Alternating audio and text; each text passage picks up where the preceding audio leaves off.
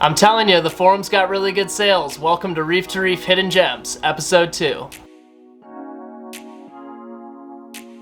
What's going on, reefers? My name's Blaine. This is the King Tide Corals channel. If you guys are stopping in this week and checking out the video in the channel, I want to say thank you for coming by. If you guys are new to the channel, you guys like what you see, be sure to subscribe to the channel so you don't miss out on any upcoming videos. In this week's episode, we talk about the second part of the Reef2Reef Hidden Gems mini-series. I'm really excited to share with you guys the non-photosynthetic corals I ended up picking up and talk a little shop with the vendor himself and a little interview on this video. So stay tuned and let's go ahead and dive into it. I found myself on Reef2Reef looking for new threads. I ended up running into Tennyson's sale thread that got me really excited. It had anything from photosynthetic corals to non-photosynthetic corals, and that's what really grew my attention.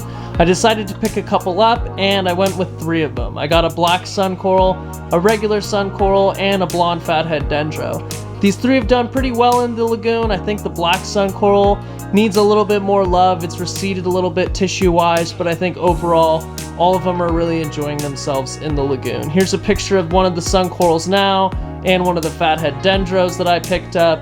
Pretty exciting, and I think overall it was a really great sale. Now, let's go ahead and get into it and talk a little bit more to the vendor himself.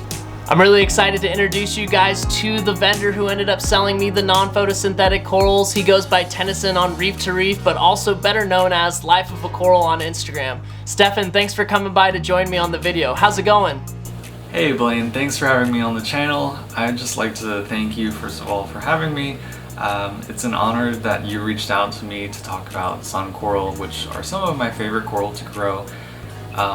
I think they're a pretty underrated coral, so not many people know about them or keep them or know how to take care of them successfully. So it's great that we can talk about them here today. Now that I've introduced you to the channel, I'm really excited to have you here, but I want to ask a couple questions. So what originally got you into the hobby and how long have you been reefing? So I've been keeping fish tanks ever since I was 8 years old. So it's been close to 20 years that I've been in the hobby, and really reef keeping is like my favorite thing to do. I love photography and I love travel, but ever since I was a kid I've always had fish tanks, and it's not something I see myself stopping at any time soon. So this system behind me is the largest that I've set up. It's 200 gallons of water spread out across 4 tanks. So we've got a 75-gallon tank here. This is where the majority of my NPS coral are, in this kind of dark side. And then I also keep a lot of photosynthetic coral, which take up the rest of these tanks. Very cool. I was 8 years old as well when I started getting into the hobby. I started with a fish only with live rock system, but definitely graduated as time went on. Now for my second question, what ended up bringing you initially towards NPS, and what's your biggest tip for non-photosynthetic coral? To be honest, I don't really know how I got to this point. I just kind of kept feeding the sun coral and they kind of just kept growing. They also release live larvae from their mouths, so they can reproduce super quickly by asexual reproduction, but also just by you can frag them off and they'll grow new colonies.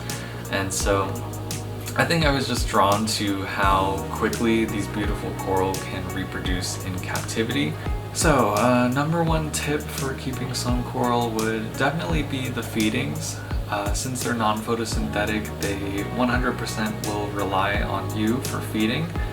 They prefer to eat mysis shrimp or anything crustacean based, so I sometimes feed them coral frenzy pellets. Any sort of coral pellet will work, and you can also do Arctic pods, which are like the size of a copepod.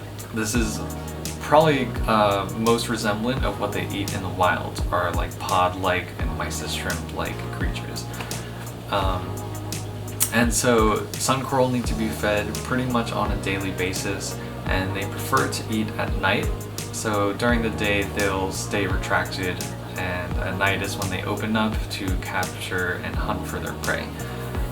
I will say though, your sun coral collection is absolutely amazing and you do a really good job with them. It's what initially brought me to your Instagram page and channel was Inappropriate Reefer mentioning you and then checking you out as well.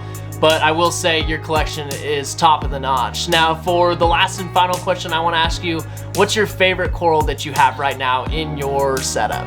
My number one favorite coral for NPS are the Dendrophilias. They're closely related to sun corals, but they have much larger polyps, and they don't really have that fleshy kind of coloration. They're more translucent. There is a lot of variability in color for both sun coral and dendros, and that's another reason why I love them so much. Despite having hundreds of sun coral in my tank, they're actually not my favorite coral. My number one favorite coral would be red gonies, so I have a few of those in my tank. And I also really love Euphilia, so torch corals, hammers, and frog spawn. Whenever I meet new reefers, I always like to pick their brain about advice or tips they have for people, but definitely, what's your biggest tip you would say for any new reefer or anyone getting into the hobby? So my advice for new reefers would be to use online forums like Reef2Reef and Reef Central to get answers to your questions, or you can get adopted by a more experienced reef keeper to answer your questions. On Instagram, like social media, there's just tons of people who are getting into reefing and also people who have been in the hobby for so long. Well, I'm sure people that are checking out the video are curious what you have in stock now, so what are you trying to sell right now out of your tank? So coral that I have for sale are mostly sun coral. I do have limited stock of Dendrophilia, but those are much slower growers than sun coral. I also sell photosynthetic coral whenever I have them, but for the most part I sell seasonally, so this spring I'll be having another sale and you can get sun coral from me at that point.